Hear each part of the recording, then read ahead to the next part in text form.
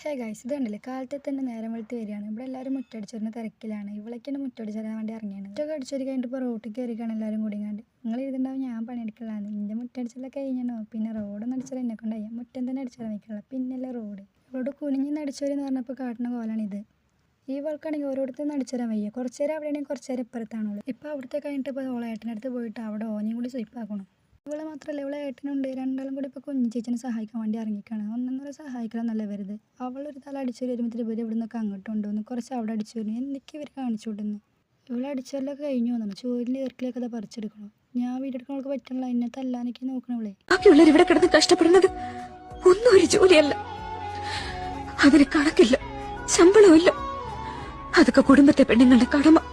മുറ്റടിച്ചെല്ലാം ഇപ്പോൾ പല്ലേക്കാണ്. ഒരു കുഞ്ഞ് ഗ്ലാസ്സിൽ ഇതാക്കി ചൂടുവെള്ളം എടുത്തിട്ട് അതിൽ മുക്കിങ്ങാണ്ട് ബ്രഷ് വായിലിട്ടിരിക്കണം. ഇതാണ് നമ്മളെ പല്ലേക്കൽ. ഇവളെ കയ്യിലുള്ള പാവേണ്ടത്. ഇതൊക്കെ ഞാൻ 1-ലോ 2-ലോ പഠിക്കുമ്പോൾ വാങ്ങിയ പാവാണ്. ഇതൊക്കെ ഇപ്പോഴും ഉണ്ട് അവിടെ. പൈനും പിടിച്ചിങ്ങണ്ട് ഇന്നിന്നും പറഞ്ഞ് നടക്കണം അവളെ. പിന്നെ കുട്ടികളെ കളിപ്പിക്കാൻ എൻ്റെ ഏട്ടന് ഉഷാറാണ്. കണ്ടില്ലേ? വലുതായെന്ന് പറഞ്ഞിട്ട് എന്താ, കുട്ടി ഇതെപ്പോഴും മാറാത്തോണ്ട് കുട്ടികളെ ഞാനൊക്കെ നല്ല കളിയാണ്. ഇനിയിപ്പോൾ ഇതവൾ ചക്കരപ്പൊട്ട് ചുട്ടളിച്ചിട്ടുണ്ട്. ഇവൾക്ക് 2 ചിരട്ടാണ്ട്, പിന്നെ ചക്കരപ്പൊട്ട് മസ്റ്റാണ്. ഉറങ്ങണ ഉറക്കത്തിലൊക്കെ ഞങ്ങൾ ചക്കരപ്പൊട്ട് നടക്കണത്. ഇപ്പോൾ രണ്ടാളും കൂടി കണ്ട് ചക്കരപ്പൊട്ട് ഇട്ട് കളിച്ചാണ്. ഉണ്ടാക്കുന്ന ചക്കരപ്പൊട്ട് ഫുള്ള് ഇവള് കുത്തിപ്പൊട്ടിക്കാണ്. അങ്ങനെ അതൊക്കെ കഴിഞ്ഞപ്പോൾ ഞങ്ങൾ തോട്ട് പോയുള്ള അവസ്ഥയാണ്. തലയിൽ കണ്ടില്ലേ കവറിട്ടിരിക്കണു. അല്ലാന്നുണ്ടെങ്കിൽ ജലദോഷം പനി വരുന്ന വയ്യ നമ്മളറിയില്ല. അതുകൊണ്ടാണ് ഈ തലയിൽ ഈ സംഭവം കെട്ടിക്കൊടുത്തന്നെ. ഇവൾക്ക് ഇവളെ ഏട്ടനാണെങ്കിൽ പിന്നെ വെള്ളത്തിൽ കളിക്കാനൊക്കെ നല്ല ഇഷ്ടമാണ്.